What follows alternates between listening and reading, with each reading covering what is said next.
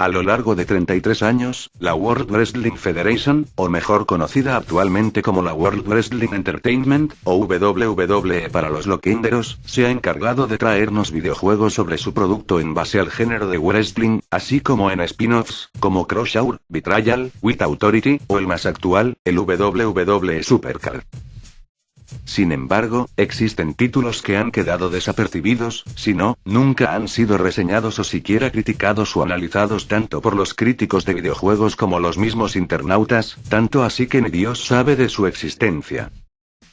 Y no solo títulos de videojuegos, también ports que han quedado desapercibidos, tanto porque el juego original fue más popular para la consola dirigida originalmente, como por la falta de apoyo de sus creadores. Así que sin nada más que decir, yo soy Karasu199, su narrador, y esto es, Analizando perdón que me equivoqué XD, estos son, los videojuegos y ports desconocidos, sobre la WWE.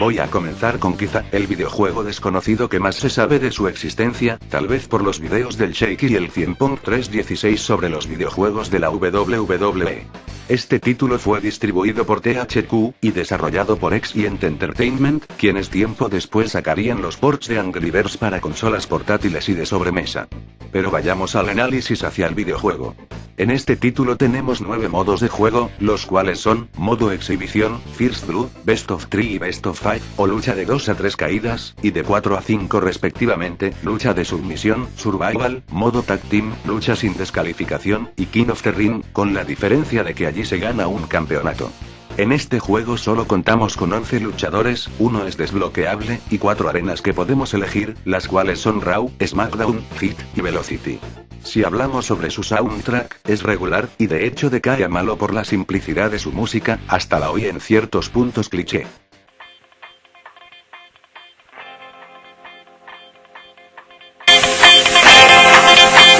Centrándonos en el juego, por Dios, los gráficos son una cagada, una mierda, los modelos más aparte de que no reflejan en nada a los luchadores, están más deformes que el carajo a la hora del combate, pues en ocasiones el brazo es más largo y más corto de lo habitual, y en general, partes del cuerpo se desfiguran. Y con respecto al gameplay, es decepcionante, su jugabilidad es tan tosca y incomprensible que hasta es difícil aplicar el enganche, y lo único que podemos realizar en todo el combate es presionar a lo bestia el botón de golpear, y no solo eso, hay ocasiones donde tu personaje no responde, por ejemplo, tú dejas de pulsar el botón para golpear, y el personaje sigue dando golpes por el aire hasta que pulses otro botón, o el más común, que el personaje no pueda moverse a la dirección que usted quiera. Con todo ello dicho, no es una coincidencia decir que su pésima jugabilidad fue razón principal para su fracaso, pero ¿por qué es tan poco conocido? Este título fue exclusivo para la Engage, un híbrido fallido entre consola portátil y teléfono móvil, que debido a su pésimo diseño, su manera poco convencional para introducir los juegos, y en este caso, su miserable potencia para correr títulos, hicieron que el desarrollo del videojuego fuera mediocre, y que si no fuera por el internet, nadie se acordaría de este juego. Lo he puesto aquí, debido a que ya existía gente que había conocido este juego, entre ellos los usuarios antes mencionados.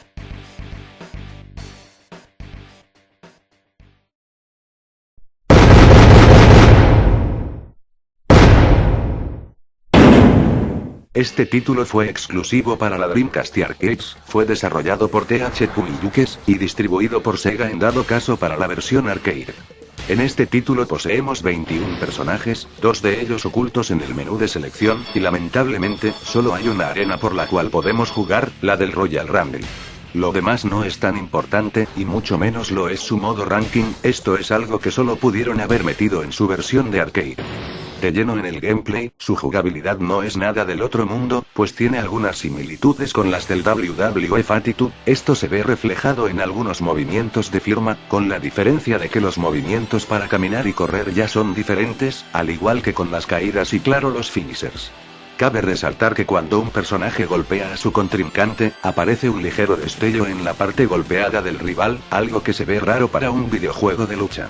De hecho, este título tiene una fórmula que solo en los videojuegos de pelea funcionaría, la barra de vida, si se acaba la misma, el luchador queda vulnerable y expuesto a los ataques, muy similar a lo que sucedía en WWF Warzone y Attitude. Y no solo la barra de vida, también en ciertos ataques y movimientos especiales, en este juego se necesitan hacer combinaciones específicas para ejecutarlos, cosa que al menos no es tan abundante y dependiente como si lo era en estos dos juegos. Sin embargo, lo que sí es muy decepcionante, y a la vez asqueroso, es su modo Royal Rumble.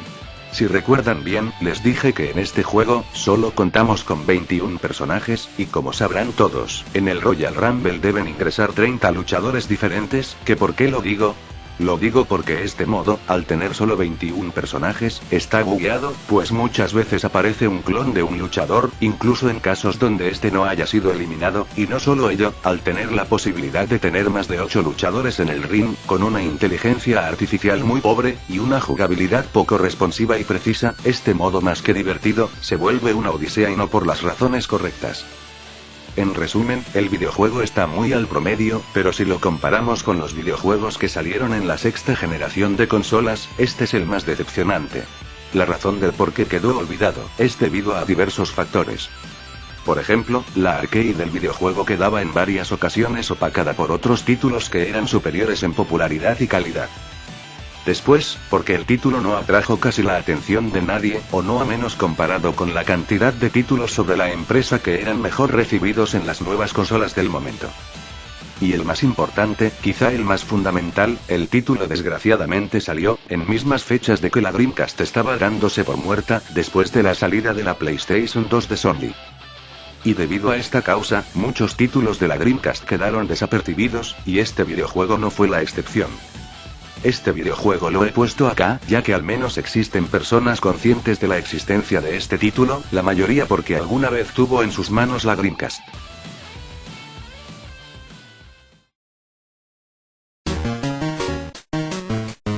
Este título fue desarrollado por Crawfish Interactive, y publicado por Acclaim. Este título es un port del Warzone que salió para las consolas de sobremesa, en este caso llevado para la Game Boy Color. En este juego encontramos 7 modos de juego, los cuales son, el Challenge Mode, el cual consiste en derrotar a todos los luchadores en tipo escalera similar a lo que ocurre en Mortal Kombat, el modo carrera, algo similar al del juego de sobremesa, con la diferencia de que si quieres guardar la partida acá, se debe meter una contraseña, una caca. El modo King of the Ring, un simple torneo, el modo Versus, que es el simple modo de exhibición, Tag Team, una lucha en parejas, el modo entrenamiento, y la lucha en jaula, que es parecido al modo exhibición, solo que con la estipulación. En este título se redujo la cantidad de luchadores, debido obviamente a las limitaciones de la Game Boy, aunque yo diría que el roster sí es considerablemente grande para lo que es el port, con 20 luchadores, eso sí, la cosa cambia si se compara la versión de sobremesa con la del port, pero en fin. En cuanto a su jugabilidad, esto va a ser más mi opinión que otra cosa, y es que si bien entiendo las capacidades de la consola, igualmente su jugabilidad se me hizo resbaladiza e incómoda. Los ataques y puñetazos básicos casi que no sirven a la hora de contraatacar, los agarres los tienes que aplicar y controlar mientras pulsas los botones como loco, y la CPU a veces llega a ser más difícil de lo que parece. Y la movilidad de los personajes, eso sí que es una porquería, pues los mismos aparte de lentos, difíciles de controlar, en este caso, a mí se me dificulta levantar al personaje con facilidad, y lo único que puedo hacer es girar como salchicha por los lados, sin posibilidad de levantarme a menos que apriete cualquier botón en conjunto. El juego no es malo, pero sí es bastante esto fue más que nada porque le jugó en contra las limitantes de la consola. Entonces la razón por la que el juego es desconocido para propios y extraños, en mi punto de vista, y creo que el más acertado, fue por la nula publicidad que recibió. Verán, el videojuego fue anunciado en su momento con bombos y platillos, esto al tener más contenido que su predecesor, el Warzone. Y fue publicitado como un título exclusivo para las 3 consolas de ese momento, la Dreamcast, el PlayStation X, o Play 1 para los panas, y el Nintendo 64. Sin embargo, nunca le dieron la misma atención para el port de Game Boy, ni siquiera para cuando las 3 consolas se estaban descontinuando.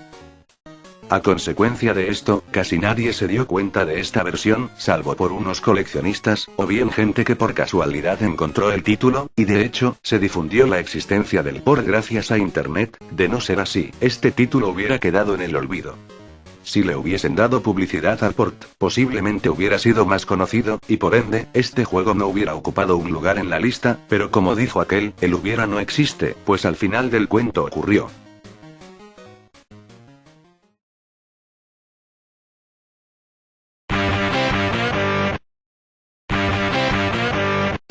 Este port fue realizado por Byte Games, y distribuido por THQ Wireless, y exclusivos para celulares que ejecuten Java. Este título, aunque no lo crean, tiene dos versiones, la de su modelado en 3D, y la otra que es en completo 2D, todos con los mismos modos de juego, y la misma selección de personajes, que son 13 en total.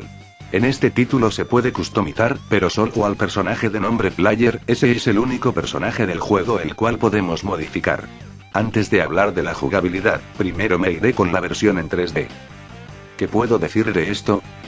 Si bien no critico los gráficos al tratarse de un juego hecho de Java, su jugabilidad es mediocre. El movimiento de los personajes es una porquería, ya que hay ocasiones en la que un personaje se vuelve relativamente lento, y veces en que el personaje se vuelve exageradamente rápido. Esto se demuestra más cuando el personaje corre, como ven en pantalla. Y no solo eso, la CPU y el sistema de ataque son mediocres, los agarres no se pueden ejecutar con comodidad por la barra que alarga el tiempo de las luchas más de lo necesario, y los ataques ni se diga, a veces tienes que estar pegado al oponente para ejecutar un golpe, incluso, hay bugs como donde si atacas mientras corres, el oponente queda atascado en el suelo por unos segundos, haciendo que spames el ataque varias veces para hacerle daño al oponente, ganando de forma rápida, barata y fácil. Lo peor es que hay un límite de tiempo en las luchas, si se acaba, termina el juego con un no contest. En cuanto a su versión en 2D, si bien tiene la misma mecánica que en la anterior, al menos su jugabilidad no es tan lenta y tardía, y al menos acá se ve un poco más disfrutable, digo allí sí que se puede jugar bien. En resumen, su versión 3D es una mierda, y su versión 2D por lo menos es ligeramente superior, y por lo menos no tan frustrante como el anterior. Realmente no hace falta explicarles del por qué estos juegos son desconocidos, son juegos Java, obviamente los mismos solo pueden ser encontrados por casualidad en páginas de juegos como Whattrick, y peor aún, salieron en fechas erróneas con sus versiones de sobremesa. Así que mejor no perdamos más el tiempo, mejor, sigamos con lo demás.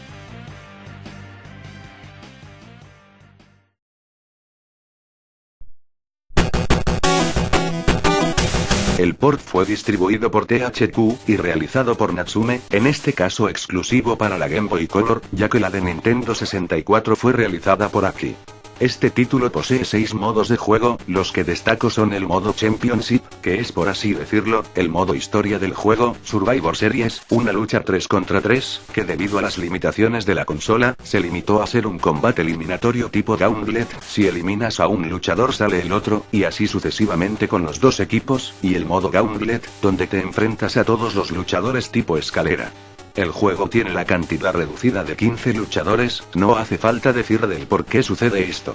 Eso sí, lo que destaco del roster es que cada uno tiene sus propios stats, un buen detalle. En cuanto a su jugabilidad, aunque no lo crean, se me hizo disfrutable, a pesar de que el movimiento de los luchadores es algo lento, y menos ortodoxo que la de Latitude, es su jugabilidad simple, fácil pero al mismo tiempo entretenida lo que lo salva. De hecho, su mecánica de juego es ligeramente parecida a los del Fire Pro Wrestling, no solo en los golpes, sino también en los agarres y movimientos, el cual en cada patrón se aplica uno diferente, que si bien no se puede comparar debido a algunos detalles, incluso técnicos, al menos se le agradece su inclusión en este juego. Lamentablemente, su mayor defecto es la dificultad, en este caso es fácil promedio, y de hecho se vuelve muy fácil si sabes jugar este título. En mi caso, simplemente ejecuto movimientos a mis rivales mientras pulso a lo idiota el botón B. Entonces el juego es bueno. Para lo que da la consola, sí lo es, pues a pesar de las limitantes es entretenido, y por lo menos mata el tiempo por un rato, y a pesar de la lentitud de los personajes, por lo menos su jugabilidad es sencilla y fácil de aprender, no como el otro que hasta te cuesta levantarte. Bueno, la razón del por qué el videojuego es desconocido, es muy similar a lo que sucede con el Attitude, solo que esta vez esto sucede con el WWF WrestleMania 2000. Que al ser muy publicitado para la Nintendo 64, no pudieron hacer lo mismo con su port. Es una lástima, pues al menos el título no es malo, o no comparado con los otros que vimos en esta lista. Pero basta de cháchara, mejor sigamos con los demás juegos.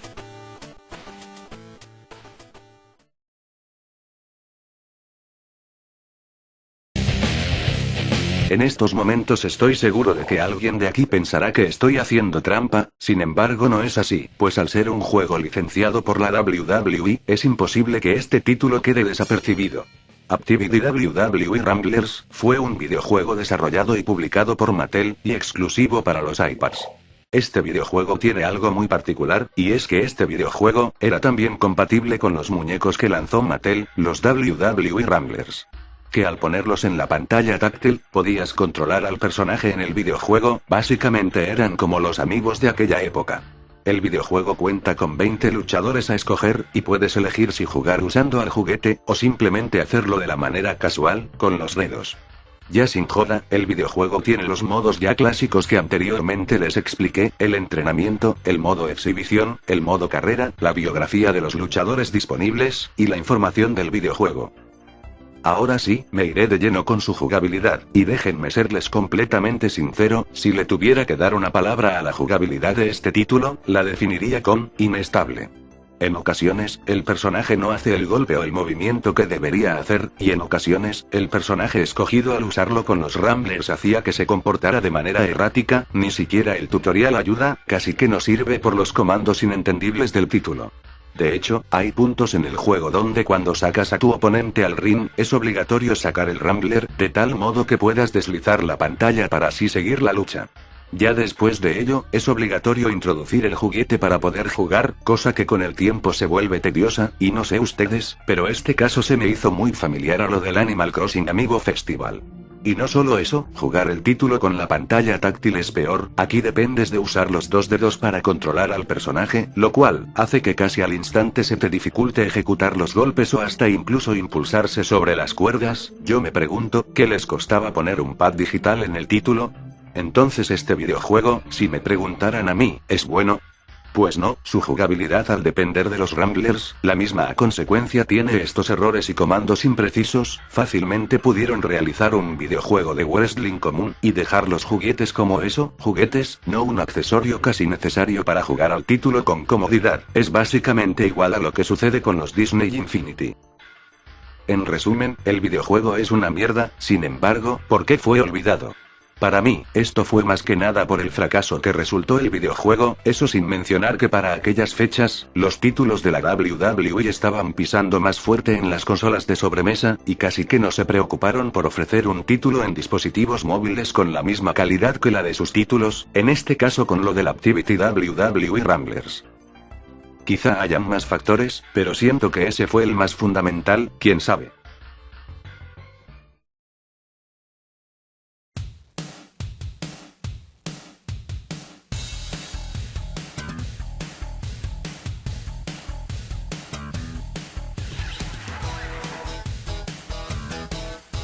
Este videojuego fue publicado por Acclaim, y desarrollado por Sculptured Software. Este videojuego posee los modos ya muy clichés en este tipo de videojuegos, los que destaco son el modo Brawl, que simplemente es un combate sin descalificaciones, y el modo en jaula, que es similar al modo exhibición, solo que acá se debe escapar de la jaula. En cuanto a la selección de personajes, el juego posee alrededor de 20 luchadores a escoger. En cuanto a las novedades que tiene este juego, pues...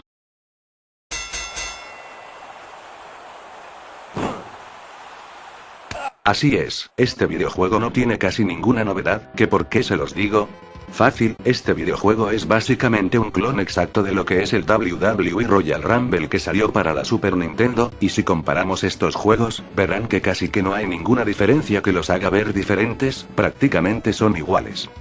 Sin embargo, hay una cosa que sí destaca y sobresalta en este videojuego, y es que utiliza videos y audio real en el juego. ¿En qué me baso a decir esto? Verán, Racing the Cage fue lanzado para la Sega CD, un periférico que utilizaba el Sega Mega Drive, que permitía el uso del CD para almacenar más memoria del juego.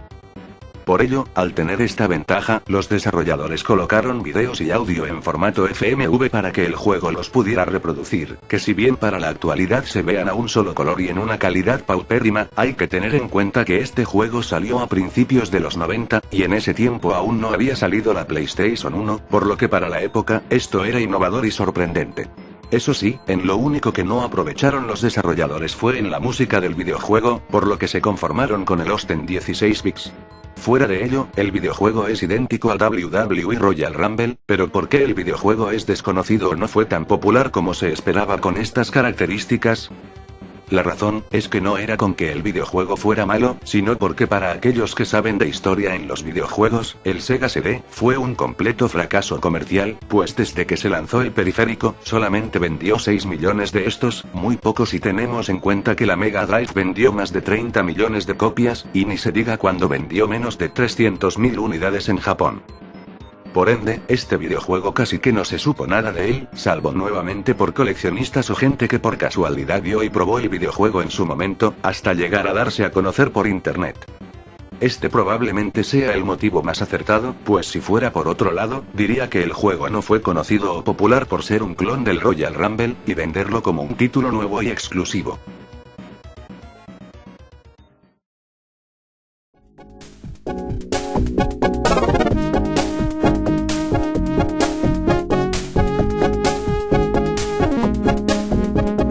Este videojuego fue desarrollado por Twilight Imperium, no, me refiero a la compañía que desarrolló el título, y publicado por Ocean Software. Este título es muy diferente al que todos conocen, el WWF WrestleMania que salió para la NES, pues a pesar de tener el mismo nombre que la de su versión en consola, el mismo posee características e incluso una jugabilidad muy distinta, ya que fue exclusivo para las computadoras de aquella época. En total, fueron en 6 consolas en donde se lanzó el videojuego: la Amiga, la Amstrad CPC, el Atari ST, la Commodore 64, el Disk Operating System O2, y la ZX Spectrum.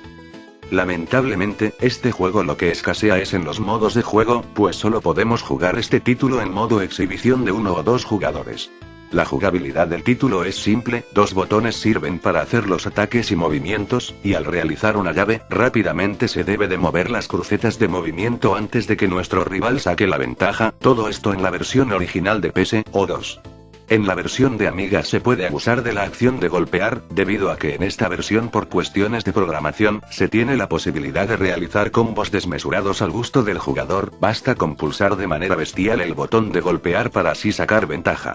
En la versión del Amstrad, además de tener unos gráficos completamente diferentes debido a la potencia del Amstrad, se podría catalogar como la más fácil de las 6, pues aparte de poder spamear los ataques fuertes mediante bugs del juego, los oponentes casi siempre son vulnerables a cualquier ataque realizado, y de hecho hasta tardan en reaccionar a la hora de realizar un movimiento. En la versión del Atari ST, se podría decir que es algo parecida a la versión del Amiga, con la diferencia de que acá la jugabilidad se siente ligeramente lenta, debido al hecho de que se ha corregido el bug de los combos rápidos. En la versión de la Commodore 64, tiene similitudes con la de la versión del Amstrad CPC, solo que acá tiene una ligera mejora gráfica, máximo en la nitidez y contraste en la paleta de colores de los luchadores, y que acá se resuelven bugs como lo del spameo del ataque fuerte sobre las cuerdas.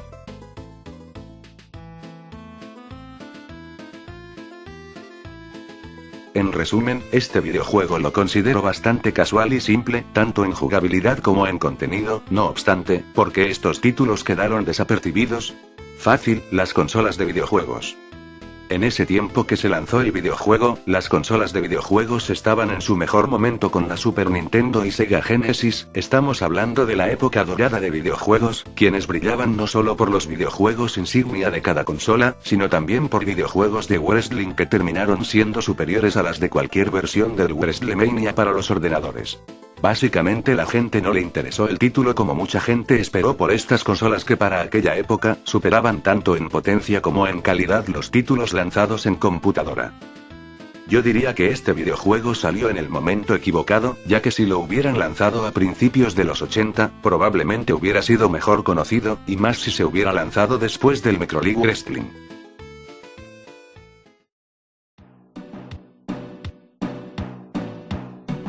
Este caso será particular, pues aunque no lo crean, casi que nadie sabe de la existencia de estos dos juegos, ni siquiera en YouTube se pueden encontrar los gameplays de estos títulos. Sin embargo, por primera vez en la historia de la comunidad del wrestling y del loquendo y del universo de YouTube, revelaré los detalles de estos juegos que a día de hoy se creen perdidos, todo gracias a la colaboración del emulador de Java y del puto Justo Bolsa, chúpate esta Shaky. Estos títulos fueron distribuidos por THQ Wireless, y posiblemente, desarrollado por Hacks Pacific, esto debido a que en los créditos se dice que también colaboraron en el desarrollo del videojuego. En el WWE Madness los modos de juego simplemente están entre el modo exhibición y el modo torneo, mientras que en el WWE Madness Case se tiene a la estipulación como una exclusiva del título. No solo eso, aunque en ambos juegos solo podemos elegir de entre 4 personajes, el roster cambia dependiendo del juego elegido, como se ven en estos dos ejemplos. En cuanto a su jugabilidad, ahora sí, en esta parte mataré a 2 pájaros de un tiro, es ridículamente fácil.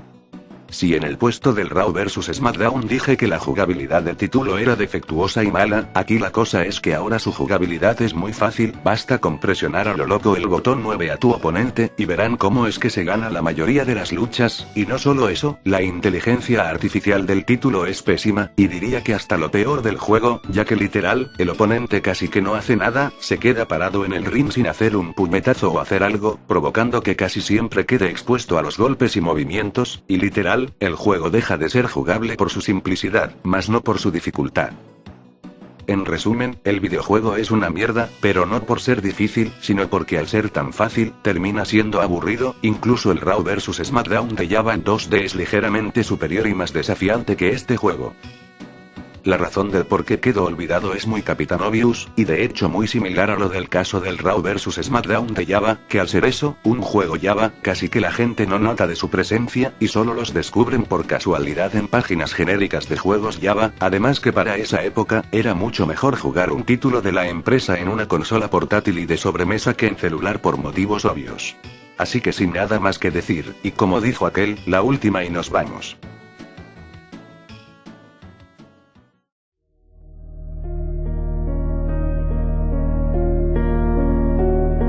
Ahora sí, dejé lo mejor para el final, pues estos títulos que les menciono y que quiero que los recuerden para futuras investigaciones, Raw y SmackDown, que fueron juegos lanzados en el 2005, y exclusivos para Java, no tienen material para mostrarse. Así es, por este motivo puse estos dos juegos al final del video, pues a diferencia de todos los juegos que mostré, este mismo ni siquiera tiene una ROM para analizar su contenido. El único medio existente el cual se puede demostrar la existencia del título, es mediante una reseña en GameSpot, el cual no tiene nada de extraño, salvo unas cosas minúsculas que vale la pena mencionar. Lo primero, que este videojuego en su totalidad fue desarrollado por Rockpool Games, una desarrolladora británica que se dedicaba a realizar videojuegos para teléfonos móviles. Y lo segundo, que el quien probó este videojuego, da la clara insinuación de que este título es mucho peor que el WWE Aftershock, así es, el mismo título con quien empezamos este video, y quienes muchos lo catalogan como el peor videojuego de la compañía McMahon. Pues posee todo lo que un videojuego horrendo de wrestling desearía tener: controles rotos, gráficos y sonidos horribles, movimientos escasos con una paupérrima animación, y hasta un modo de crear luchador decepcionante, cosa que posiblemente el SmackDown también tendría, aunque lamentablemente no pude encontrar nada de información sobre este último. En serio que si hubiera una ROM de estos títulos, con gusto se los podría haber enseñado y mostrado a ojos de todos, para verificar y analizar todo su contenido para así llevar a la conclusión sobre si el juego es tan malo como dicen. Lamentablemente, esta es la razón por la cual estos juegos se encuentran aquí, pues en la actualidad, están completamente perdidos, y de hecho, no hubo más información del videojuego en 15 años y aún contando, y en cuanto así siga la cosa, probablemente y en un futuro lejano, este juego quedará perdido para siempre, y por ende, nunca se podrá saber qué clase de contenido poseía el mismo aparte de sus defectos. Con todo esto dicho, estos títulos se merecen este puesto de los videojuegos desconocidos sobre la World Wrestling Entertainment para toda la vida, pues a diferencia de los videojuegos antes mencionados, que aunque fueran desconocidos parte de la comunidad los conoce, estos de paso, ni siquiera llegaron a ser jugados por los propios jugadores, simplemente son unos títulos fantasma que seguirán rondando en internet, hasta que llegue su inevitable desaparición.